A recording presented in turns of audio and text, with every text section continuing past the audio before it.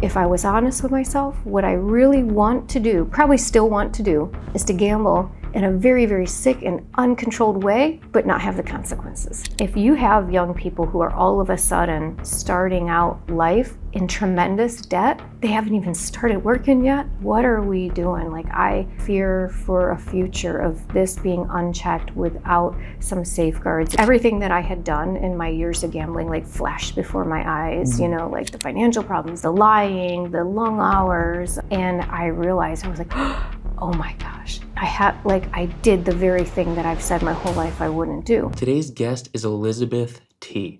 Elizabeth's story is unique because she was almost a professional athlete, but she ended up having her life turned upside down by an injury, leading to a gambling addiction. But before we dive into her story, I have just one favor to ask from you. There's so many of you that watch this channel regularly, but you're not yet subscribed. If you could do me the favor of hitting that subscribe button, then my promise to you is that I will continue to work hard each and every day to spread the message that gambling addiction is real, but help is also out there. You subscribing makes a world of difference in getting that message out. So can you take us back to your experience with gambling? Sure. Is it something that's been present in your life for a while? Yeah. So gambling was in my life from a really young age. So I had a family that was just like really into gambling, and it was just part of how we all got together. There was cards and dice for money. I used to go to the track with my parents and help them pick the horses. Sure. And I grew up in a house that loved boxing. So you've got the whole like boxing Vegas connection. And when I was old enough, that's what we did. We would go to the casinos, we would go to see fights in Las Vegas, and it was just kind of all wrapped up together in family and sport and excitement. And it kind of definitely took on a different, life of its own over time. Sure. So gambling was always then like a very social activity for you? Yes. Yeah. When you would end up developing a problem with gambling, did it remain a social activity or did things change? No, it actually got really kind of private and isolated very fast. I would kind of sneak off by myself to the casino when I had time. At the time, I was competing as an amateur athlete. I was very busy. I was also a college student, straight A student, so I didn't have much time. But from time to time, I was actually sneaking away, crossing an international border, because the closest casino to me was actually Canada. I remember one time losing my book money on one of those trips, the book money for the whole semester, and coming back over that border going, oh my gosh, what did I do? What am I going to do when I get back? So that was already happening before I had a career-ending injury that really kind of launched me into a number of years of compulsive gambling. Wow. What was it about the injury that did launch you into that? Was it the fact that you had more free time? Was it losing the thing that you would loved to do? What was it that? It was all of the above. So, I had designs on turning professional. I actually had an offer to turn pro on the undercard of Sugar Ray Leonard and Hector Macho Camacho. So I was going places. We held off on that because women's boxing was not yet in the Olympics, and it was coming around. And so I was at that kind of Olympic qualifying level. So we were holding out for that, the Olympics or turning pro.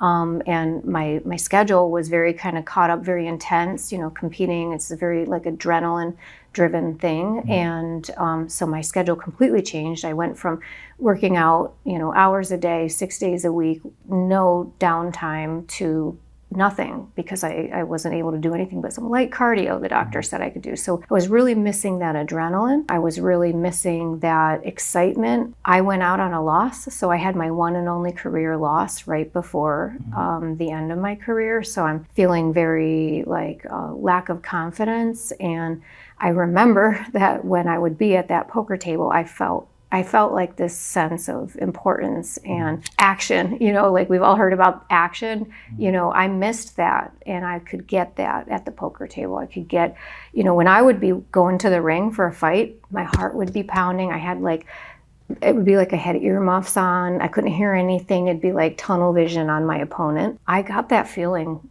going to a casino. Even as soon as I would start driving there, my heart would start racing. I'm trying to get through security, get through the crowds, find a spot at my table. And then once I'm at that table, I have to gamble in this like very kind of unhealthy way, increasing my bets, playing blind, all this stuff to try to replicate this sense of being in the arena. Wow. You can imagine that was very costly. Of course, Right. of course. Yeah. So poker was your game? Poker was my game, yeah. What drew you in about poker itself and not a different casino game? So I'm really not sure. I was actually better at blackjack. I would win more. And so I would like get whatever my bank was almost down, go back to the blackjack table and get it back up a few hundred and come over and lose it at poker. So I don't even know what it was about poker. There was something, I did engage in some really odd, like superstitious behavior, like knocking on the table a certain amount of times. And if I thought I'd get a hand that paid out 5-1, I'm knocking 5 times as my cards are coming out of the chute. Like, just like very, very kind of ritualized. So I don't know what it was about poker.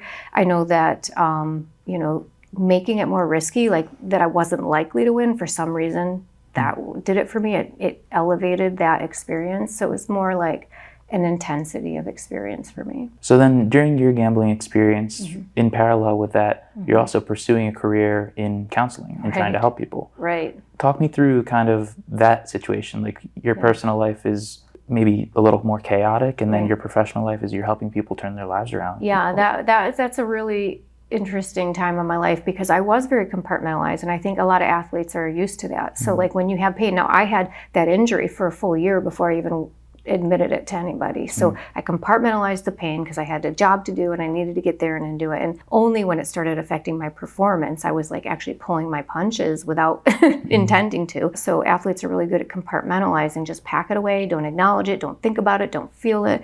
And I did that with my gambling, and I kind of really needed to, because here I am working with people trying to recover from alcoholism, opioid addiction, cocaine addiction by day, and then in this other way, like shutting down the casino, So those two things completely make no sense, but I was so compartmentalized that I couldn't even see how much they didn't make sense. Did that compartmentalization kind of lead you to view problem gambling in a different light as substance use disorders at the time? Yeah, I think so, especially because it was something that I didn't hear about. Like well, first of all, I have a family history of alcoholism, and I don't drink, and I've never used a drug. I'm very defended against addiction. Like I really thought I was. Like I have made decisions throughout my whole life to protect myself from addiction because I didn't want to relive what I had experienced. And yet gambling got me, in part because I didn't know about it. So I had that family history, never heard about that. I went through a graduate program in clinical psychology. That wasn't something that ever came up. I had been in counseling before. I had panic attacks when I was in the ring, and I had to go to therapy to address that, because obviously if you freeze up in the ring, you're in trouble, right? Sure. Never heard about, oh, by the way, when you are dealing with these things, watch out for coping with alcohol, drugs, gambling. Of course, that was never said. So I think the circumstances of something that is so hidden and so silent really came together with my own vulnerabilities, to kind of have me end up where I did. And how did things kind of come to a head? Did other people find out about the gambling? Did you tell them willingly? Like what kind of led to your eventual recovery? So my life changed. So I met who became my husband. At the time, he knew that I gambled. We actually went and gambled together a couple of times. And of course, I won and paid for our hotel and our dinner, and he thought that was so cool. So it was still part of my life when him and I got together, and he came into the equation with a child. And so all of a sudden, we got engaged, and I'm going to be a wife and a mom, and it's really not conducive to spending 6-7 hours at a casino. So comps were, in large supply because of how much I gambled. I had so many comps. We would go to the casino and eat at the buffet, and I'd pay with my comp card. And for the longest time, it was like, oh, that's so cool. And after doing that so many times, my husband, when I went to, pay for our meal again, said, just how much do you gamble? And he said it like really judgy. And at the time, I don't even know if we were married yet. He might have been my fiance at that time. But he said it like very judgmentally. And for some reason, it took hearing that it was like everything that I had done in my years of gambling like flashed before my eyes, like the financial problems, the lying, the long hours. And I realized, I was like, oh my gosh, I did the very thing that I've said my whole life I wouldn't do. And I immediately said, okay, that's okay. Just be a normal gambler. And so I tried I'm going to be a responsible gambler. So I tried that. And I don't even remember, but it was like 1 or 2 times I tried that. Went to the casino. And I remember the very last time I sat down and I lost, I don't know, $120 in about 3 minutes. And my husband's standing right there. And he's like, let's get out of here. Because that's a normal response to losing that quickly, right? He's got a brain that doesn't work like my brain. And I was like, you're being a normal gambler. Just be a normal gambler. Get out of that chair. And I got out of that chair and I left with him. But it felt like ripping myself out of the chair. It felt like I was ripping my soul out of that chair. And I had 2 such important epiphanies that day, and I haven't gambled a day since. One was that I no longer had the ability to be a controlled gambler. And I don't know when I lost that. I don't know when that could have changed and then remained in my life. But for me, more important than realizing that I couldn't do anymore was that I didn't want to. That the way that I had gotten used to gambling and wanted to gamble was really, really sick. If I was honest with myself, what I really want to do, probably still want to do, is to gamble in a very, very sick and uncontrolled way, but not have the consequences. Having that somehow insight was the thing that did it for me. Okay, and I'm out. Wow. And I've just been out ever since. Wow. And it's 12, 13, 14 years, I don't even know, because when I did shut it down again, I didn't go to GA and start going to meetings and get a sponsor and heal. I just was like, no, you can't do this anymore. Don't talk about it. Just don't do it anymore. So then do you think your healing came from the work that you do now? It did in some ways, because I started to understand myself, but I didn't do any kind of work. I didn't connect with people. I was very much hiding my experiences. So everybody has the right to anonymity, and people do not have to disclose to anybody what's happened to them. But in the work that I do a lot of awareness, a lot of education. I was out, doing workshops and trainings, using my examples as examples of what disordered gambling looks like. But I'd say, I had a client who did this, or I had a friend who did this. And it was starting to feel really disingenuous. But the turning point for me came when I was helping somebody to self-exclude. And I sat down with this person and I looked up and I recognized them as somebody who I had played next to at the poker table so many times. And it's really interesting. I had a client once who said this. She said that for her, gambling was social anonymity. And when she said that, I got it, because I was like, you're so right. You get to know these people, how they play, where they like to sit, maybe their first names. You don't know their last name, you don't know where they live, you don't know what their job is. And so there was this recognition on my part, and I started sweating as I'm helping this person enroll and sign up. And I was, for some reason, terrified that he was going to recognize me. That was going to be caught. And that's when I realized, I was like, why? Why are you putting yourself through this? You had these experiences. You haven't done it now in 10 years practically. Why are you hiding it so much? And so I was like, I'm just going to not hide this anymore. And I actually had a conversation with my husband, because he didn't really know much. He just knew that I didn't do it anymore. And I had to say, it was bad, and there's a reason I stopped. And I kind of think I want to start talking about that openly. He's like, well, it's your experience. And I was like, okay, cool. So I was like, I'm going to go on a podcast. I went on a podcast. Within 2 months, I went on a podcast about it. But so just rip the Band-Aid off, And so it's not like I talk about it everywhere I go, but I don't feel this very, very desperate need to hide it anymore. And that's when the healing began. So I was asked to speak at a conference in part about my lived experience. It was in Las Vegas, and the organizers set everybody up in a casino hotel, right? And so I go there and I'm checking in and I'm wearing my suit, because I'm a speaker. I'm not here to be this sick, wild gambler. I'm here as a speaker at an international conference. So I go to check in, and the woman at the desk takes my ID, she types something in, and she goes, hang on, I got to talk to a supervisor. And she scuttled away. And I sat there feeling caught, and I was like, they know me. Did I do something here? Now, I'm not I never flipped over a table or punched a dealer or something. So I don't know why I thought they knew me, but I felt like they knew me as a problem. And I was pinned to the floor in my ridiculous suit, like feeling like a fraud, you know? And I told a colleague who you might know, Michelle Malkin, she's amazing. I told her about it and she goes, yeah, that's why we go to meetings. And I was like, oh. And she took me to my first GA meeting that I had actually gone to for myself, right there in Las Vegas. And what had happened to me was all the shame and regret that I had for all these years, I was still holding it. And it flooded me in that moment when I thought, for some reason, that they knew who I was and what I had done. And I realized that I'm holding on to this, and not gambling is very, very different than recovering. Absolutely. And so that's when the very, very gentle work began. And it's been very different ever since. I'm never going to say like I'm healed, you know, Sure.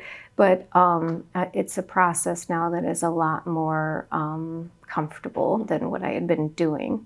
That's awesome. Well, I think it's a process that a lot more people are going to find themselves on over the next 5 to 10 years, especially if nothing kind of changes about our trajectory. You know, what are your fears, but also your hopes for the future of, let's call it, gamblers in America? Yeah, so my fears are that if we continue to have like unchecked expansion without safeguards, we're using the word guardrails a lot. Okay, so we'll use guardrails for those people who are vulnerable. And I would say not just people who are vulnerable, but people who absolutely should not be using these products. And young people, emerging adults, are a big part of that, because this is a group who developmentally, as far as brain development goes, absolutely do not have what is needed in order to navigate that safely and not lay down pathways that could haunt them for the rest of their lives. So we have an obligation to put safeguards in place that prevent them from accessing these products and from being hurt by them. As a clinician, and I'm now a certified gambling counselor, in addition to just being an addictions counselor, I see people losing entire college funds to regulated sports betting products that they're accessing, like with a family member's account or whatever, with or without that person's knowledge. You know, it's happened both ways.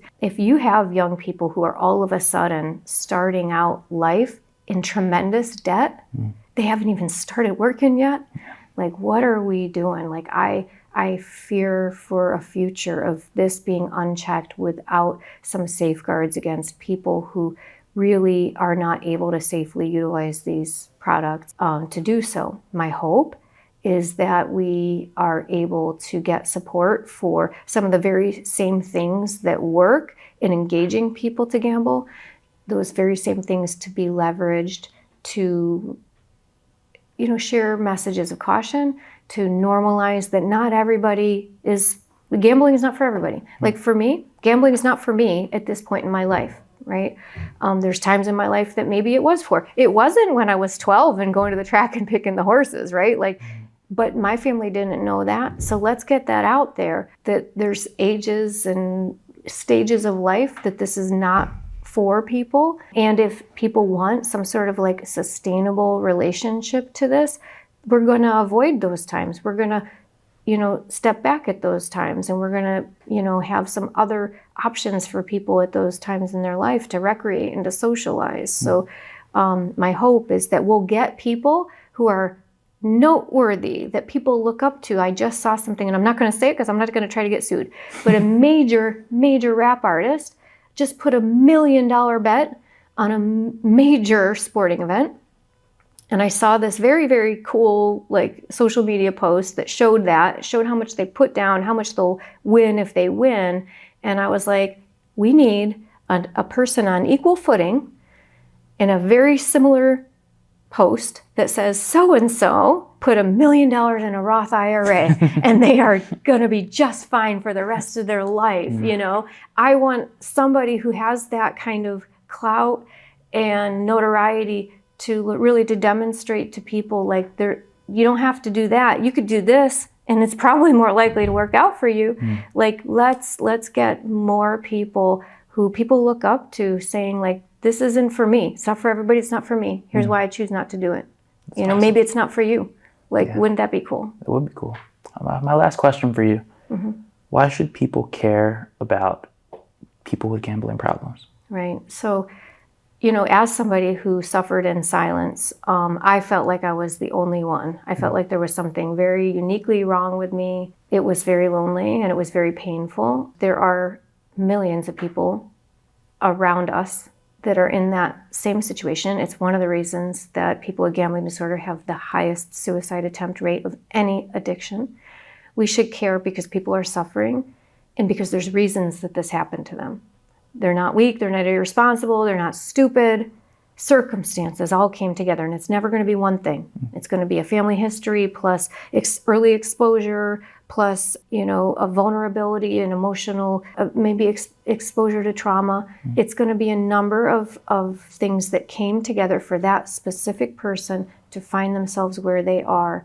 And if we don't care, which I think we do, but if we don't care, it hurts all of us. It hurts, when we have people who are filing bankruptcy and foreclosing on their homes and being evicted from their homes. This affects all of us. This affects our economy. This affects our military. If we have our military service members, our service women and men who are dealing with this and not able to do the very, very important functions that they do for our defense, that makes us weak. And if you have a coworker who works 3 jobs and while they're supposed to be sleeping, they're driving food deliveries, how well are they functioning? So my argument is it affects everybody when one person is suffering. In doing the work that you do, you create a lot of positive. You create change, you help people realize things about themselves that they otherwise might not have.